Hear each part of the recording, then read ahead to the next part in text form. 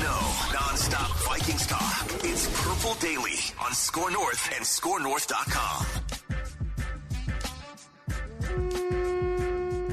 Hey, welcome to a Saturday check-down episode of Purple Daily here.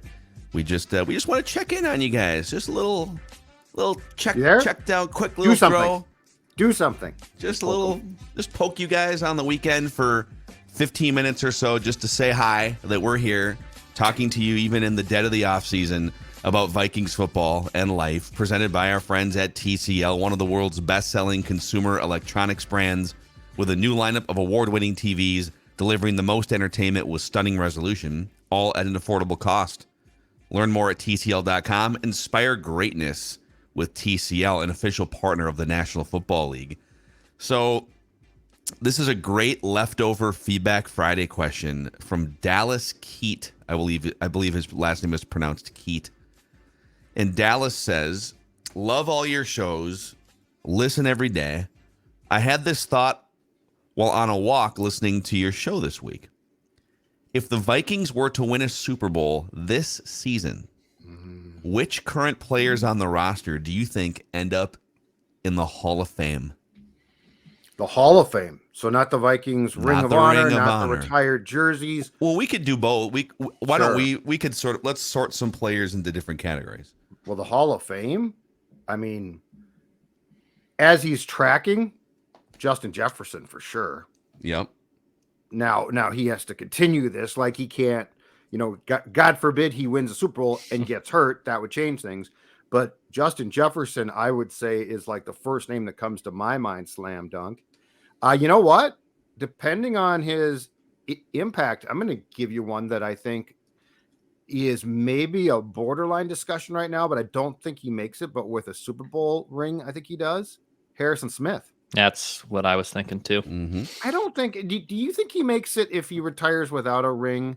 Like he's been a really good player, but I don't think he makes it. I think he's Hall of Very Good. He's Hall of Very Good. And he plays safety, which is a position that it's certainly been an impactful big time spot before, but I don't know that going forward that I think safety is going to be seen like wide receiver has been. And I think wide receiver is now turning a corner just because they're so damn good and important. So those two come to mind, Phil. Yeah, well, with or without a Super Bowl, Jefferson's probably headed that direction, right? Mm-hmm. But you're right. Sometimes with defensive players or with offensive linemen, it's kind of hard to quantify. There's certain positions like safety and defensive tackle and offensive line where, yeah, that guy's pretty good. He's in a bunch of Pro Bowls and then the thing that gets you over the top is a big high-profile playoff run where you win a Super Bowl, right? So, like Harrison Smith, does he all of a sudden become like in that Troy Polamalu category? Right. If he's playing, like Polamalu played in AFC Championship games and played in Super Bowls, and so exactly. If Harrison was playing in more of those games, I mean, the guy's played in, is it one NFC Championship game? Mm-hmm. One. Right, 2017 season. Yeah. Mm-hmm. So. Well, I mean, another interesting one is old Kirky boy. Kirk has a nice run of, let's see here, is it 5 years with the Vikings and 3? So he's got about 8 years of 4,000-yard seasons, big-time stats, right?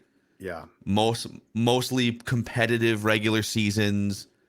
In fact, right now on the all-time lists, Kirk Cousins is 6th on the all-time completion percentage list. He's 8th on the all-time passer rating list, just behind Drew Brees, just ahead of Tom Brady, Steve Young, Peyton Manning.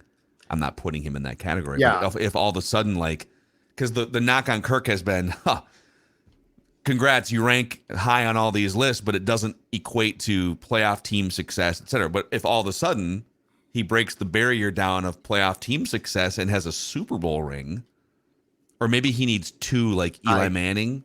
Right. Yeah. I think if he wins 1, no chance. Because I think the issue for Kirk is this. Rightfully so. Because the league is now so geared towards making sure that QBs can be successful and pass for tons of yards, which is great. It's fun to watch. I think the voters are going to put a much higher standard and have started to on that spot. So like, I I don't think a Super Bowl ring and longevity gets Kirk in. Now, if he has a couple, that changes the dynamic, in my opinion, completely. But I think Kirk Cousins is a product of being a very good player in a time when it is geared towards his success. And if he has one ring, I think the competition.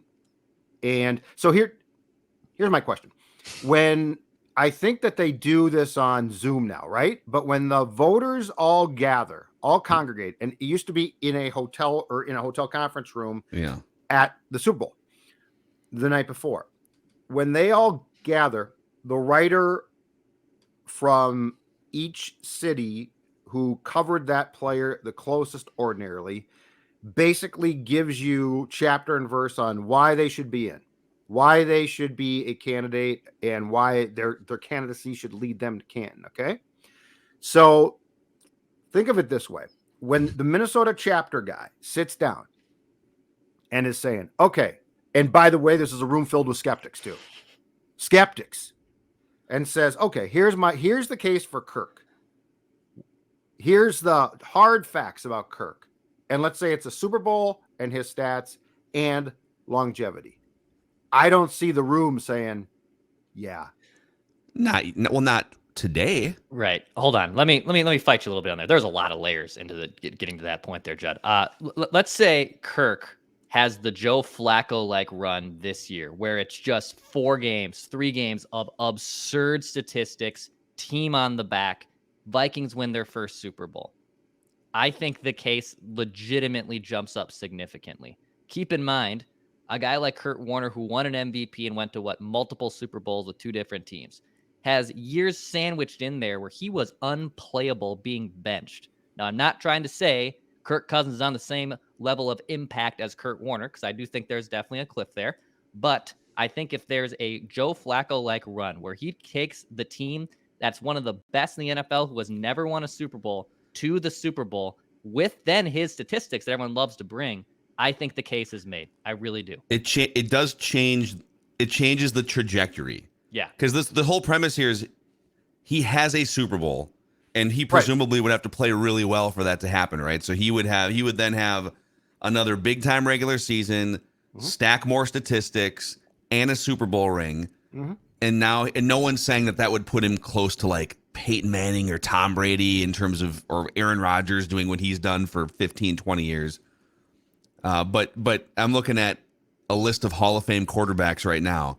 You have to have either absurd historical stats like a Dan Marino or a Fran Tarkenton, for instance, in the absence of a Super Bowl championship, or you have to have at least 1, preferably 2 Super Bowl titles. Like Kurt Warner's kind of the rare one where he only has 1 title, but he did go to 2 more Super Bowls, and he was first team, AP All-Pro first teams. Like you need some of that stuff at some point too. The difference with Kurt is Kurt Warner played in an era where the game was changing, and he helped change it.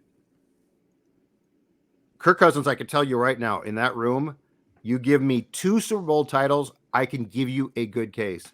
I think with his great stats and because the most important thing, and this is what's going to be used, and I think already is used against quarterbacks, is a ton of guys now have great stats. Like if Kirk Cousins' statistical resume was blowing people away, then he's got a great case, but it's not going to. And yet, but if he played, but here's the thing: if he's so durable. Listen to me right now. I'm fighting for Kirk Cousins. This is all hypothetical. I'm telling you. But what we're saying is he's going to win a Super Bowl at age 34. Yep. And then what I'm saying is, what if he plays what if he plays till he's 41 years old and he's just rock solid all the way through, and then maybe has another couple deep playoff runs or something? All of a sudden, you'd be looking at 12 to 13 really good statistical, even relative to his era, like his counting numbers. I'm not saying he's Patrick Mahomes, but you'd have to have 5 or 6 more great regular season, at least statistical profiles to go along with that Super Bowl, and probably another trip back to the Super Bowl or a second win. That's what I'm saying. Yes, agreed. But it's I guess you can't just say it's not possible. If he has a Super Bowl championship, it's a pretty rare thing. Like how many, I'm looking at these quarterbacks here on this list. And I mean, it's a pretty incredible. There's a lot of guys like Joe Theismann has a Super Bowl ring. He wasn't injured the year they won it.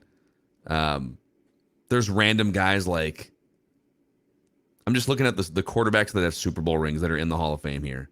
Actually, Theismann's not in though. So, if you get one and you have big counting stats, it's an interesting conversation. What about like Daniil Hunter? No, because I think he's going to be, so if he gets a Super Bowl and then just starts to naturally, when he gets to 30, decline a bit, no, because the year plus is going to derail him. So he missed 2020, and then I think he played 7 games. I think it was the 7th game against Dallas. He got hurt in 21. I think that's going to derail what would have been a Hall of Fame career.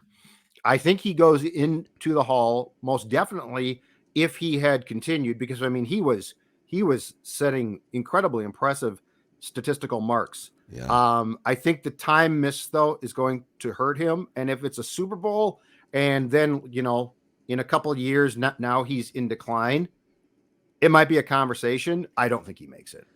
Just trying to see like contextually where could he climb. So if you get him the Super Bowl and then he plays like, could he play 5 more years, 2 or 3 at a really, really high level? Like how many sacks could he stack? So right now he is 153rd on the all-time sack list, right there with Ndamukong Suh. But what if, and 1 sack behind Lance Johnstone. There you go. It's a fun name from this week. So could he get, could he average 10 sacks per season? Is there any way he could get like 50 more sacks? I think it's possible. He could. Go get 12 this year. It's possible, but it's probably a long shot. Because if he gets 50 more sacks, that would put him top 30 all time. It's kind of like where Von Miller is right now. Like he would be where Von Miller is right now in this conversation, which is he's top 30 all time in sacks, next to like Dwight Freeney, Robert Mathis, guys like that. Jim Marshall is. Some of these are unofficial, maybe too, because they didn't actually start tracking sacks. I'm on the unofficial. Like Pro Football Reference has the unofficial list where you add guys back in who because they went back and had an intern count their sacks in the 1970s, but. If you have a ring and you're top 30 in sacks, it's a conversation. Like Von Miller, it's a conversation for him. Absolutely. Christian Darrisaw, get him a ring, but one of the best left tackles in the league for 8 to 10 years. Yeah, I mean, if he goes like 12 years, if he's an elite left tackle for 12 to 15 years and has a ring or 2 rings, And look, if Hunter can get 50 more sacks, that changes things. I just don't know. I am concerned that with a guy who had a neck problem, that might come back at some point in time. I just don't know how long he's going to continue to be the elite player that he can be, which is why I'm all for the Vikings trying to bring him back on a very lucrative 3-year contract, because like even a 5-year contract in the case of Daniil scares me right now. And I know people might be hearing you saying, well, he only missed a year and a half, like in pass rusher terms, missing a year and a half of the peak of your prime. Right. So here's what the ramifications are. Let's say, just based on what Eric Eager told us a couple weeks ago, that, hey, he actually profiles to be productive into his 30s if he can stay healthy. Okay. Let's give him 50 more sacks from age 28 to 33, that he averages 10 a year until he's 33, and he stays healthy enough. And that would put him, like I said, like 30th on the all-time list.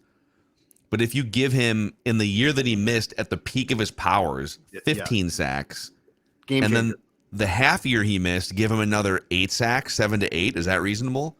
So now we're tacking, let's say, 23 sacks out of that. Yes. That would have put him top 10 all-time in sacks. He was on a path, maybe, if he didn't miss a year and a half, if he played until his early 30s, to be right there with like Lawrence Taylor, Alan Page, and Chris Dolman in terms of sack numbers. And that's the problem is, unlike baseball where the voters get a ballot, right? And so they do their own research, obviously, but they just sit there at their kitchen table and make decisions. This is done with somebody presenting the facts And so it's a little bit different because, Phil, what you just said is going to have to be pointed out. And I don't think the conversation can be, well, if he had played that year, he might have had 13, 14, 15 sacks.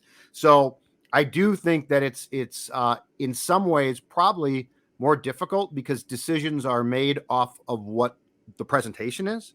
And the presentation is not going to be flattering to Hunter, not because he was not a great player, but because of what you just said, which is there's a gap there at which he would have been probably piling some really good stats up. When you say, like, and we got to wrap this episode, but because we're at 15 minutes and we promised we would only hold you guys for 15 minutes here on this Saturday Checkdown. The presentation for Kirk becomes interesting for that reason, because your presentation is Super Bowl winner, top 5-ish all time in passer rating and completion percentage. Like, that's a really interesting argument. Unfortunately, just quickly, the old guard will say, yeah, he won a Super Bowl, but he had Justin Jefferson, who I'm voting for in the first ballot. Okay, well, Joe Montana had Jerry Rice, and I mean... But it's Joe Montana. A little bit different. Okay, I agree. I'm not saying Kirk Cousins is Joe Montana, but you can't play this guy had a weapon. Okay. Like, of course, you're not going to win a Super Bowl without weapons. I'd love to be in that room and fight for Kirk Cousins. My guy, Kirk Cousins. You're hilarious. And Karl Anthony Towns is going to go to Springfield, Mass when he changes the game. All right, there's your Saturday check down here on Purple Daily Vikings Entertainment, where we just want the Vikings to win a Super Bowl and get Kirk Cousins to the Hall of Fame before we die.